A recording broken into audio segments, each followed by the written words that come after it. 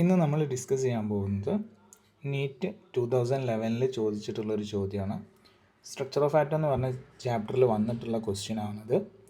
The total number of atomic orbitals in fourth energy level of an atom is. ഒരു ആറ്റത്തിൻ്റെ fourth energy ലെവലിൽ total എത്ര atomic orbitals ഉണ്ടാവും എന്നാണ് ചോദ്യം. 4 options ഉണ്ട്: 4, 8, 16, 32. ക്വസ്റ്റ്യനിൽ പറഞ്ഞ കാര്യം ഫോർത്ത് എനർജി ലെവൽ ആണെന്നാണ് പറഞ്ഞത്. സോ എന്നിൻ്റെ വാല്യൂ എന്ന് പറയുന്നത് 4 ആണ്.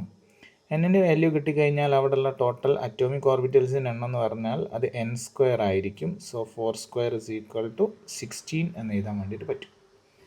ഇതെങ്ങനെ വന്നു എന്ന് ചോദിച്ചാൽ, ഫോർത്ത് എനർജി ലെവൽ നമ്മൾ എടുക്കുമ്പോൾ അവിടെയുള്ള atomic orbitals 4s, 4p, 4d, 4f എന്നാണ് വരിക. 4s ഉണ്ടാവുക ഒരു അറ്റോമിക് ഓർബിറ്റൽ, 4p ഉണ്ടാവുക 3 അറ്റോമിക് ഓർബിറ്റൽ, 4d ഉണ്ടാവുക 5 അറ്റോമിക് ഓർബിറ്റൽ, 4f ഉണ്ടാവുക 7 അറ്റോമിക് ഓർബിറ്റൽസ്.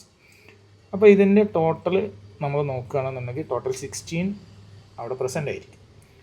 അപ്പോൾ 16 അറ്റോമിക് ഓർബിറ്റൽസ് എന്ന് പറയുന്ന സമയത്ത് ഓപ്ഷൻ സി ആണ് വരിക.